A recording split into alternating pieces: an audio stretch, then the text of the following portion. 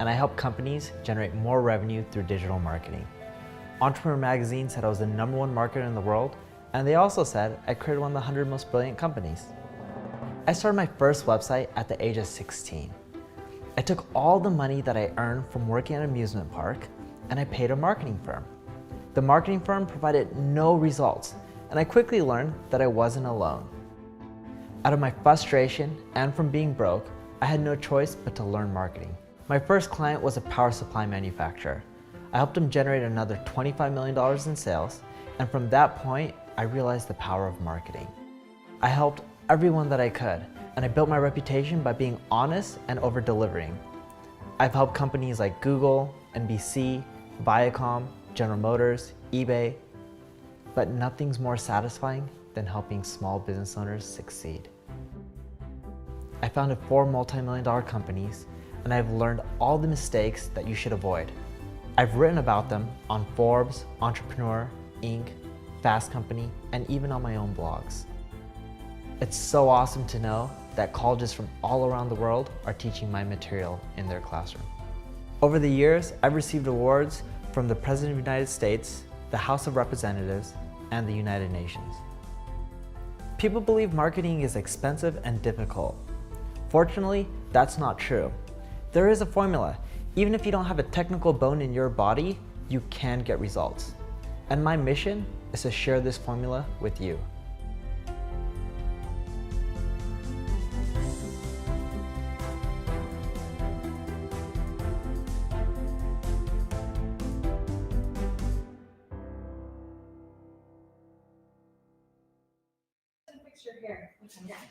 Hello, everyone. It is 8:03. Hello, everyone. Sorry about that. Just talking to my wife. Today is a lovely day. If you're in B2B, we're going to be talking about SEO success. Say hi, baby. Yeah, my daughter's about to go to school. And so we'll be diving into how you can do well in SEO if you're in B2B. I also have William here with me from our team. So we're going to dive into our presentation. Let me start sharing my screen. William, can you see my screen? Not yet. There we go. Awesome. So the roadmap to B2B SEO success. A little about me. I'm the co-founder of NP Digital. It's an ad agency. We're global. We help companies grow their traffic, their revenue, optimize their conversions. In essence, we're a performance marketing agency. We also own a software company called Ubersuccess, and we've created a few others like Crazy Egg. We work with a lot of different brands, from large ones like the Amazons, NBCs, GMs, and even a lot of the B2B brands out there too, like the IBMs of the world, the Ciscos of the world.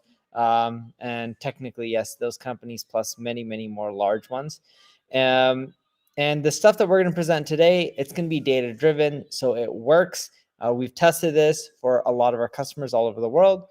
I've given a brief overview of myself. William, do you want to give an overview of yourself? Yeah, so my name's William Kammer. I've been in SEO for about 15 years. I run the SEO content, link building, all of that good stuff for NPXL, the small to medium business division of NP Digital. I've also in the past worked on successful B2B campaigns for some of the larger home service enterprise companies, AT&T, Verizon, CenturyLink, Dish, all of those good guys. So. Awesome. And as I mentioned, this is going to be data driven. We work with so many companies from all over the world. We really do know what works. So when we break down, hey, do this or use this tactic, it's coming from data. And if you implement them, you'll start seeing results. B2B traffic has a longer sales funnel, specifically in the research and decision phase. So you just need to be patient when you're generating the traffic. It won't convert into revenue as quickly as you want in most cases. And the key with B2B is just similar to B2C, in which you have to make your customers love you, especially in B2B, because in B2B, if you burn some customers, keep in mind there's not an infinite pool out there like the B2C world. So, William, do you want to start diving in on the B2B SEO framework?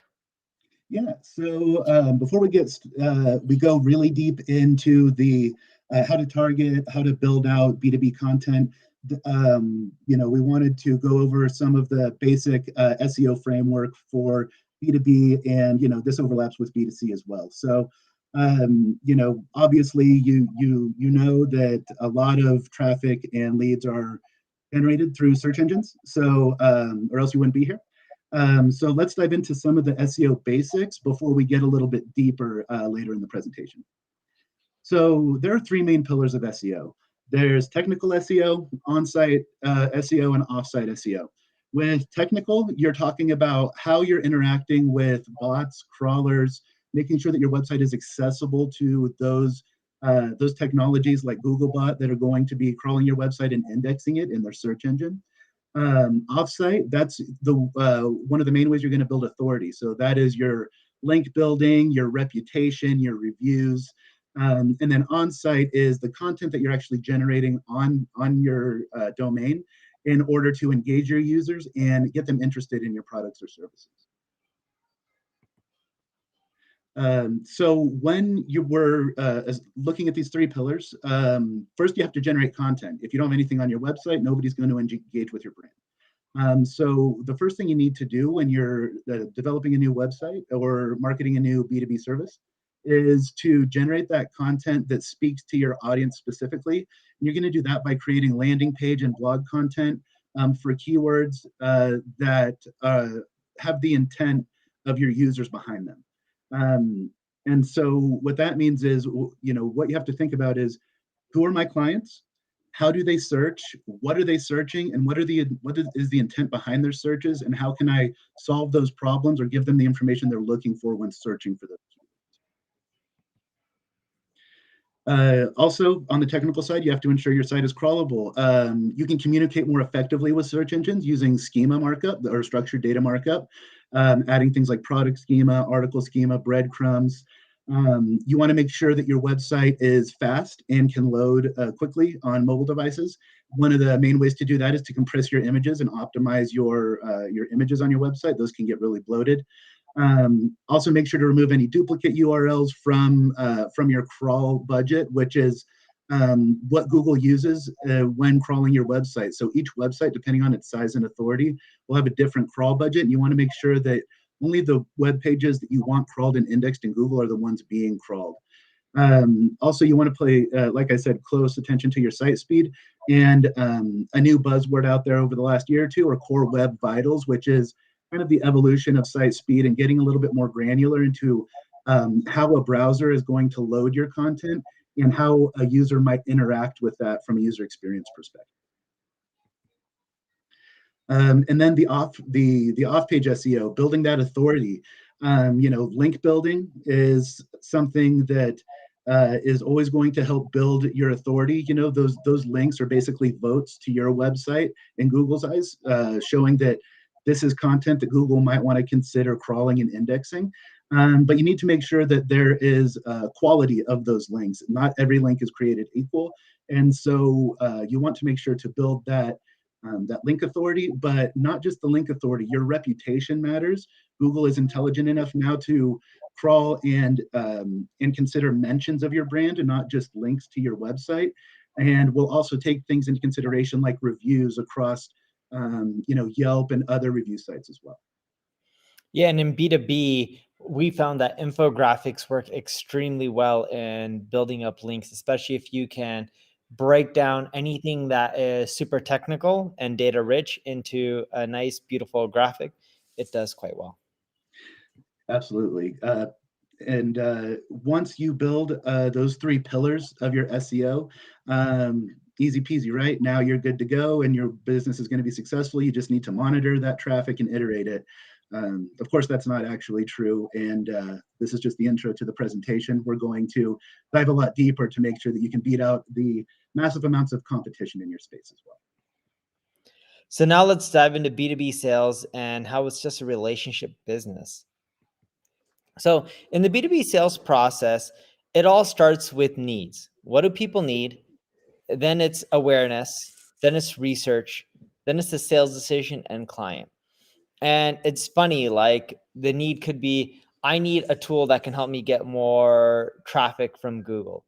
The awareness is, how do you get out there? So when people are searching for it, for like, hey, how do I get traffic from Google?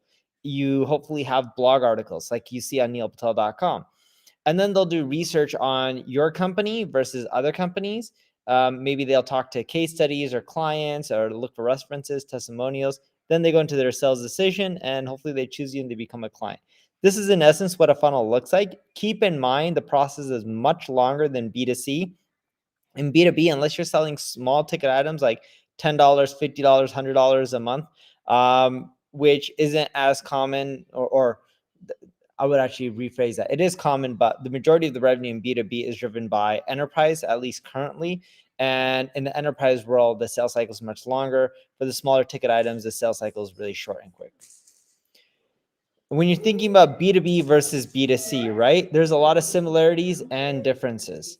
So when you think about it, B2C includes lower price points, short sales cycles, fewer decision makers, usually just one person deciding, hey, do I want to buy some socks or underwears or some hats or t-shirts or pants, whatever it may be. Or for bigger things like TVs may involve multiple decision makers. And you're selling typically directly to the consumer. And 95% of sales are from sites like your own site, your Shopify site, or platforms like Amazon. And you don't really have too much interaction with people, and you're just making the sale over the internet. But on the flip side, in B2B, much longer sales cycles, right? We went over that phase. People do research.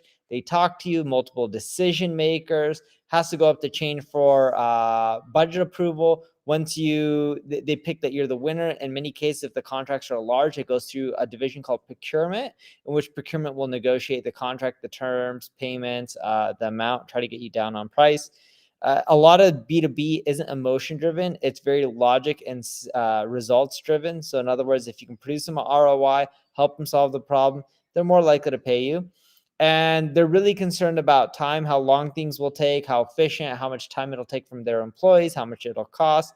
And the buyers tend to be much more prepared, well-informed. They do research. A lot of times it goes out to RFP or competing, and they're looking for strategic solutions or companies to work with. So let's dig in a little bit more to the sales process and how to treat your users and how that might differ from B2C, like Neil was just mentioning. So this is the typical sales funnel. Once you get the lead, you're going to reach out to somebody who filled out a form, left you a message, something like that. You're going to, that person, once they're interested, is going to turn into a new lead. You're going to then want a discovery call, learn what their needs are and what they're actually looking for. Then you're going to want to present a plan to them, show your authority, show your expertise, and then hopefully close on that. But before you can start this sales process at the bottom of the sales funnel that Neil presented, you're going to need to get that traffic. And so how are you going to get that traffic, and how are you going to make the users that are looking for your products or services more interested in you compared to your competition? You're going to do that by creating extremely valuable and niche related content. But one thing to understand when you're doing your keyword research is, like Neil alluded to earlier, there's much less search volume, right? There are less businesses than there are humans out there. And so when you're looking at search volume, you're not talking about hundreds of thousands of monthly searches. What's valuable to you might be 10 or 100 or 500 monthly searches, because each one of those users has a very specific need. And if they're clicking on your website, they're hoping that you can fulfill that need, and that conversion might generate a significant amount of revenue for your business. Yeah, and to give you an example of what we mean by very niche content. So for example, on the neilpatel.com site, we have articles breaking down how you should structure your blog from a domain perspective, right? Should it be blog.yourdomain.com or yourdomain.com/blog? Now, this is very specific. There's not too many people who search for that, but that content helped us to land a client, Adobe, right? Which you guys are all familiar with. And that ended up turning into a larger contract over time. But the point we're trying to make is there's a lot of niche topics, and you'll eventually have to cover as many as possible. They each won't drive tons of revenue, but when you add them up, it really does become super effective. Absolutely. And that niche content really builds your authority and your expertise in the eyes of your users. It makes them confident that you're the right person and the right service for their needs, because you're already speaking directly to the issues that they're trying to solve for in their business. And so, the big problem, the big takeaway here is understand your customers' problems the best you can, and that content that you're generating, make sure that you're selling yourself in the right way, but you're going to do that through authority and expertise and trust, not necessarily through, hey, I know you're looking for a bike. This bike is cheap and durable. Buy it now. It's like Neil said, it's not an emotional decision. They're going to be doing a lot of research, and you're going to need to sell through building up your rapport and relationship with these users through your expertise and knowledge about their needs as businesses. Yeah, and think of it this way, right? So when you're creating content that sells, I may end up having a blog article that breaks onto your blog beyond blog.yourdomain.com or yourdomain.com/blog. And I can put in there, hey, if you have limited restrictions on what you can do from a development environment and you want to talk to someone and just figure out what is the right fit for you, schedule a call with one of our team members. And that's a great example of selling, but without really selling too hard. And so ask yourself, who is your target audience? Where do they live? What are their ages? What are their interests? What is their position or role in a company? What kind of size of company are you going after? Because if you're going after, a $50 or $100 million company, the CEO probably isn't the one doing the research to fit a specific need inside of their business. It's going to be someone else. And so make sure that you're talking to the people in the right way. How do they digest content? How do the needs differ between the different levels of decision makers and gatekeepers in that business? And if you are if your audience is a lower level person in that business, how easy do you make it for them to pitch your service to their higher ups? Their time is valuable, and they want you need to make it as easy for them as possible to get this off of their plate, get this need resolved, so they can move on to the next one. And so, a really good way to do that is to effectively communicate the features and benefits of your service or product. So the features, that's what they need, right? So if I'm looking for a bike, a lot of people sell bikes, but what are the benefits of your specific bike? How do you differentiate your bike from other people's bikes? Is it more durable? That kind of metaphor works for the B2B industry, where, okay, yeah, sure, there are a half a dozen companies out there that can fit the needs, the features that I require to resolve this issue I have in my business. But what sets you apart? How are you different? Why should I pick you over anyone else? And one of the ways you can do that is through competitive research. So look at your competitors. How are they differentiating themselves? What do you do better than them? Take as deep a dive as you possibly can into your major competitors and say, hey, you know what? Yeah, we both fit this specific need through our features, but I do it faster. I do it cheaper. My customer service is better. There are things about your business that need to make you stand out, that you need to do better than your competition. Because in the B2B space, they're doing a lot more research, and they're much less likely to choose you if you don't have something that makes you stand out. And so build that rapport. There are many decision makers. Make sure that you have a lot of touch points and you're genuine with your audience, and make sure that you're there for their needs and services. When you're covering them. The easiest way to think about building rapport in B2B is be personable, right? People want to do business with other people that they get along with. It doesn't matter if you're Coca-Cola or Microsoft or Dell or Amazon. It doesn't matter what your company is. People like doing business with people that they enjoy working with. So be personable, be honest, be transparent, and really try to put the other person first, and that'll help you build amazing rapport. Yeah, definitely, especially when it's a longer term service. So they're going to ask themselves, do I want to deal with this person for the next 12 months? If they don't, they're not going to choose you, and they're going to choose someone that they get along with. That's right. So now let's dive into B2B content elements. So like we keep reiterating, you need to have that quality content, that niche content that speaks to the exact needs of your users.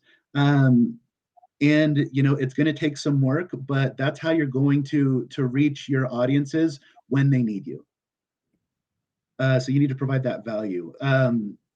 And also keep in mind that great B2B services generate word of mouth. There are a lot of ways B2B gets marketed, but in general, word of mouth is one of the most effective ways to do that.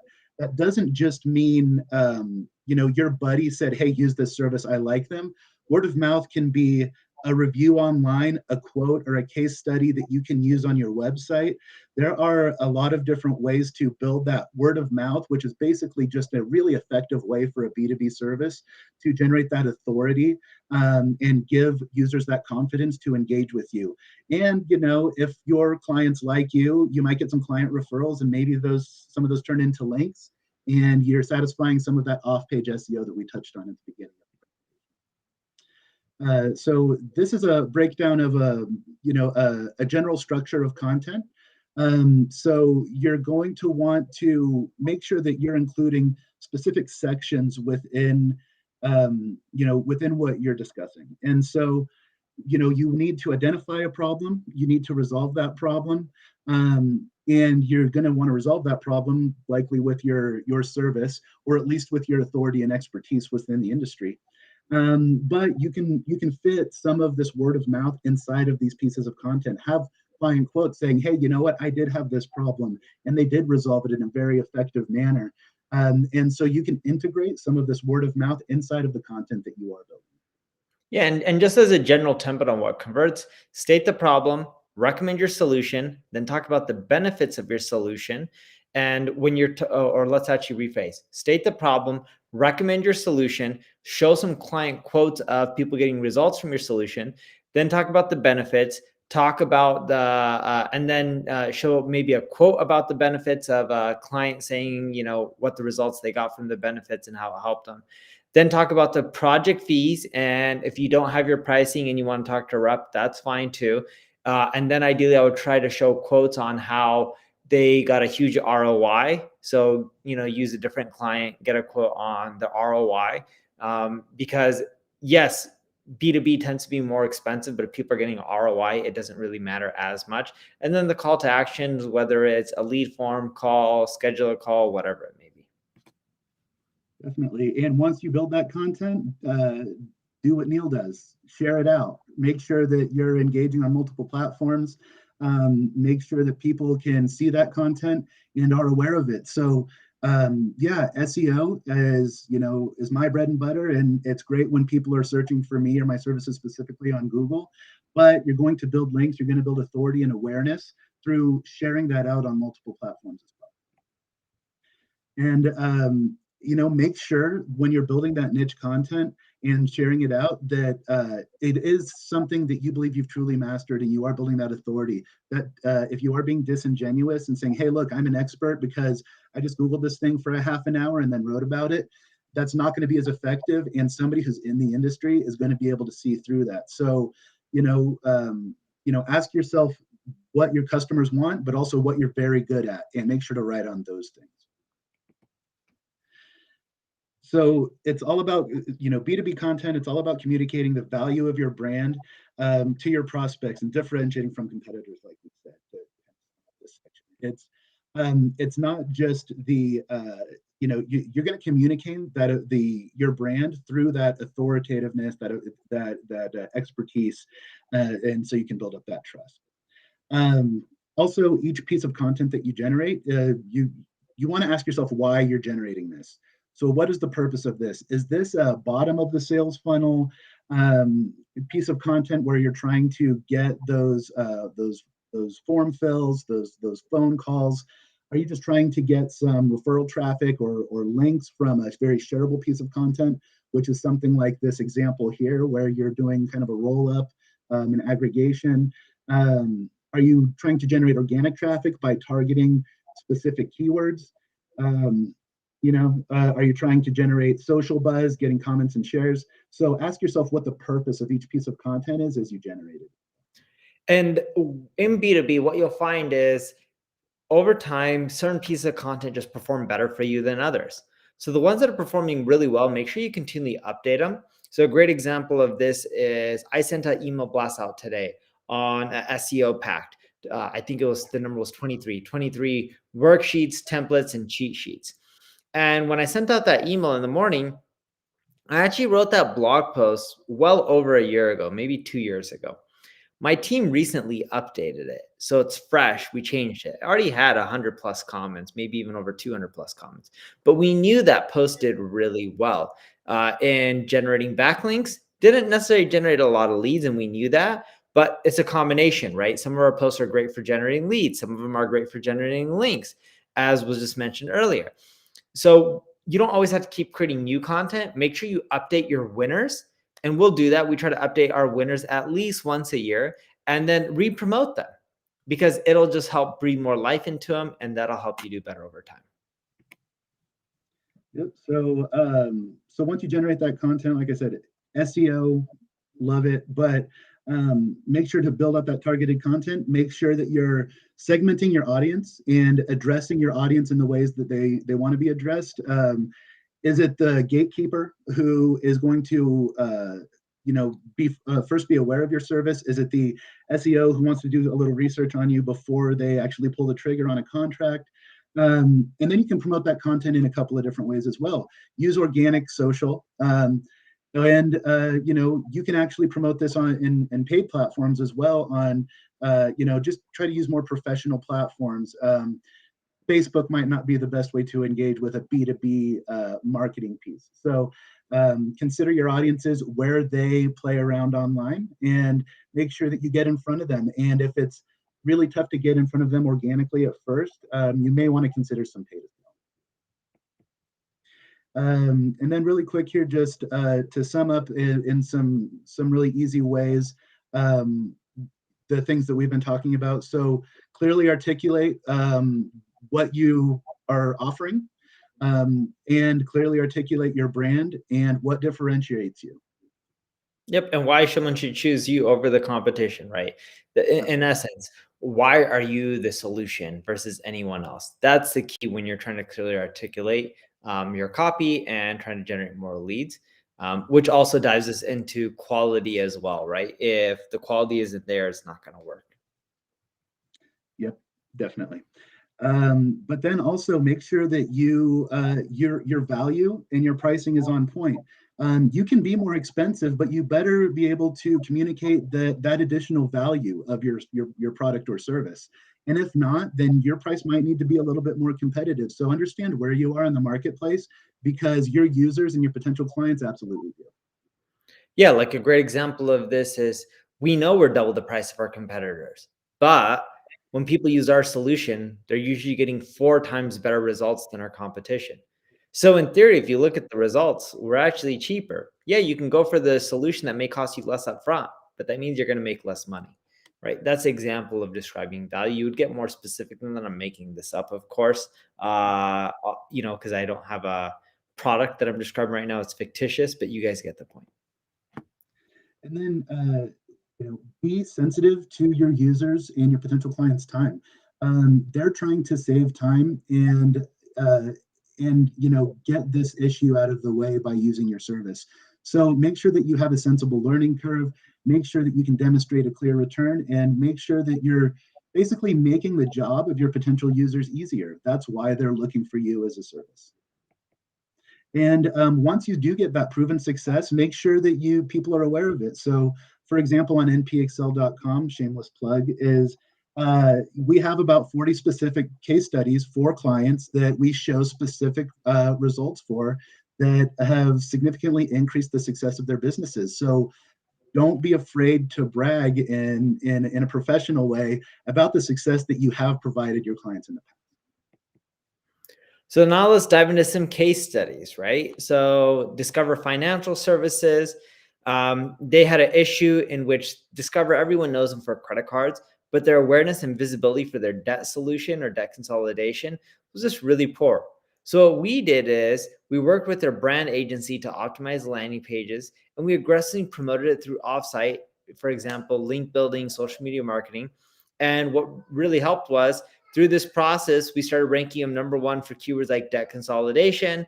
We built high value link assets and brand mentions, and that helped drive more leads for them. Another example of this is for marketing SaaS provider, right? Related to SMS. So they were providing software that creates a text-based solution, and they're struggling to get traction with SEO. And what we ended up doing was building a solid foundation through content, creating links, getting social shares. In essence, all of this helped build their authority over time. And the overall results is 186% increase in SEO traffic within 4 months. They achieved top of fold #1 rankings for several terms like SMS marketing and text message marketing. And we delivered a 3-to-1 ROI from our SEO efforts, which was massive for them. Here's another one, Kronos. Kronos is a human capital management software that was once a leader, but due to tons of competitors, they were actually losing revenue and market share really quickly. And what we ended up doing with them was working on SEO, pay-per-click, and CRO to stretch your shrinking marketing budgets, right? So where this one was a little bit difficult and where we performed really well is we had to produce more results with them trying to reduce their overall marketing spend. And believe it or not, we were able to drive consistent overall growth. That's why we also took on the client, because we knew we could perform. And we were able to optimize their landing pages and bid strategies, allowing us to get more conversions with less spend. And we grew their traffic with a 22.6%, despite decreasing their overall marketing budgets by 30%. And that's what's interesting about NP Digital. You can always check us out. We analyze businesses before we take on clients. So we don't just take on clients just because someone has money. We analyze and make sure that we can help before we actually take on a customer. You can actually scan this QR code with your camera right now, and it'll take you to a lead form where you can fill out your information if you want to work with us. And I'll leave it up for a little bit, but let's get into some Q&A.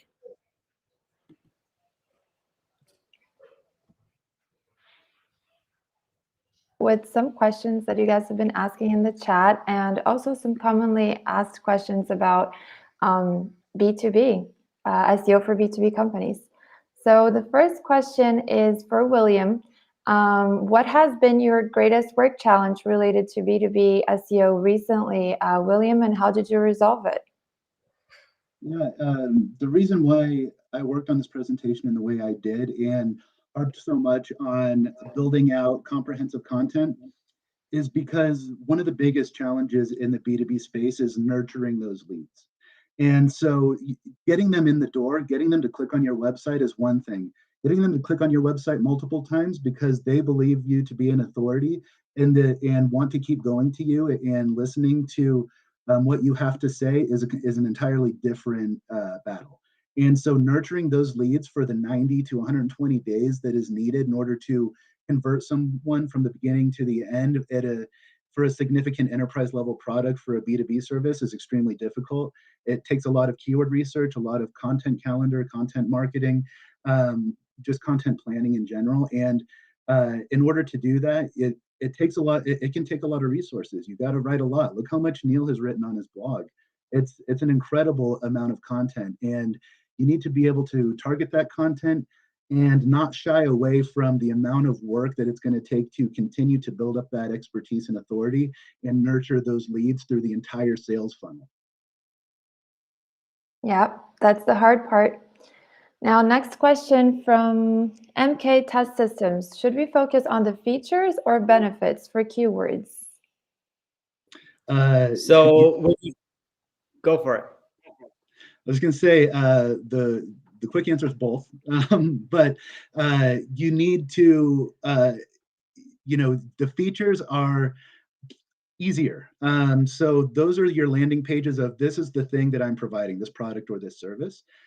But the benefits are this is how I differentiate myself. And that takes that competitive research and the ability to make sure that you can set something, you create something that your competitors haven't created. Neil, did you have something to say about that?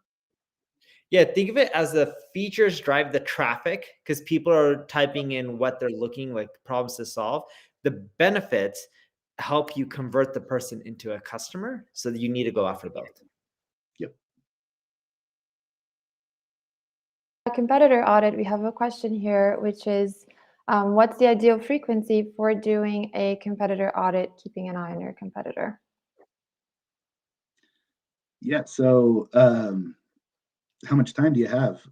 There's automated ways to analyze your competition and see when they're updating their products, their features and their benefits. And so you can stay on top of them, but that can be a black hole sometimes.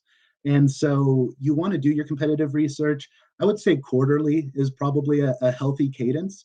More than that, and you might be focusing on that rather than something that should take priority. And you do need to worry about yourself a little bit more than your competitors in most cases. Okay. Now, lots of agencies now offer SEO as a service. What should I be looking for when selecting an agency? The easiest one, proven results. If they have results that they've done for other players in your space, or they know the sector well, you're probably off going to be doing better. And here's a great example of this.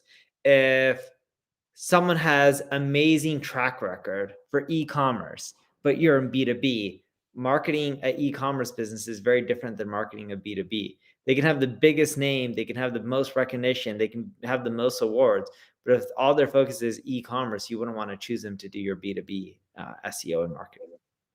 Definitely. And there are different styles of SEO agencies.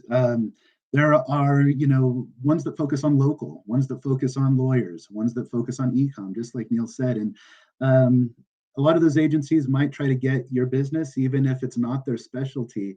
And so just, ask them about their previous experience in your industries, and make sure that you're the right fit for them. And yeah. A question from Vasilis. What is more important when building links, the anchor text or the source and its own domain authority? Both. Yes, it evolves, and Google likes to play around with it and change the rules of the game. SEO is a little bit of a cat and mouse game where we're the cat and Google's the mouse, and we can never quite catch it, right? So you need the anchor text because that's going to provide the context to the kind of vote that Google should identify. But you need to have the authority of that website as well. And I will say that there is as Google's, natural language processing and other kind of algorithmic elements get more intelligent, context of the entire article come into play as well. So don't consider a link not valuable just because it linked with your brand name instead of your product or service. Because if that article contextually talks about your product and service, it can still provide that context and transfer that to the authority of your domain as well. Okay, one last question to wrap it up. How do you come up with the best keywords for B2B? If you guys can talk a little more about that. So my process is really simple. I use the top pages report in Ubersuggest. I end up seeing what my competitors get, what pages drive the majority of their traffic. Then it shows me the page. Then I look at the keywords that drive traffic to that page. So that's one way. Another thing I do is look at keyword gaps. So in Ubersuggest, you see keyword opportunities. I'll type in all my B2B competitors or B2C. It doesn't even matter what sector you're in, but I'm assuming most people here are B2B. And then I'll look at them versus my competitors, and it'll I don't even have to type in the competitors. It'll just show me, here are all the keywords that you rank for, and here are all the similar sites, and here's what they rank for that you don't. And I'll go through those lists of keywords, and I'll look for the keywords that are related to my business, because not all of them will, high CPC, because that usually means that they convert well, and I'll start picking them off one by one and creating content around them. Yep, definitely what Neil said. Also, I will say that be realistic with where you might be at as far as the authority of your domain. Don't go after the main best keyword right out the gate and expect to rank on the first page for it. It's good to target that and talk about it on your domain, but be realistic and go after maybe some things that are a little less competitive that you can get some traction for right away. And that's what we call longer tail keywords, usually more specific niche kind of issues that might be searched for. And that's why we touched on that in the presentation. So I do see a few more questions. I'm going to just rapid fire answer quite a few of them. How do you generate more organic traffic for B2B when the product is brand new? Go and create content around it. That's the easiest thing. And go find similar keywords related to that kind of product. Can you also do direct mail when it comes to SEO? I've seen that work really well in B2B, but I've also seen it being a hit or miss. What I mean by that is for some businesses, it works really well and some it doesn't. I haven't seen direct mail work where it's like, oh, we get mediocre results. It's either I've seen drastic works or doesn't work in B2B. And then what other great keyword research tools are there other than Ubersys? There's Ahrefs, there's SEMrush. You can use any of them. And then how do you decide on landing page CRO versus educational content? Think of your landing pages to sell. Your educational content should be more blog pages, and they shouldn't really be landing pages. So that should be the difference. Landing pages where you drive people from those educational page to a landing page and try to drive that conversion. The educational page should be optimized more for search and driving in attention, while the landing page should be driving from when people are doing that research page into a potential conversion, or when they're trying to figure out what solutions there are, they become a lead. But appreciate your guys' time. That's all the time we have today. If you guys want to work with us, check out npdigital.com. We work globally in many different languages and in companies of all sizes, whether it's B2B or B2C. Thank you guys for being here. William, thank you for your time. Barbara, thank you as well. And thank you everyone for attending and taking time out of your busy day. I appreciate it. Thanks for having me.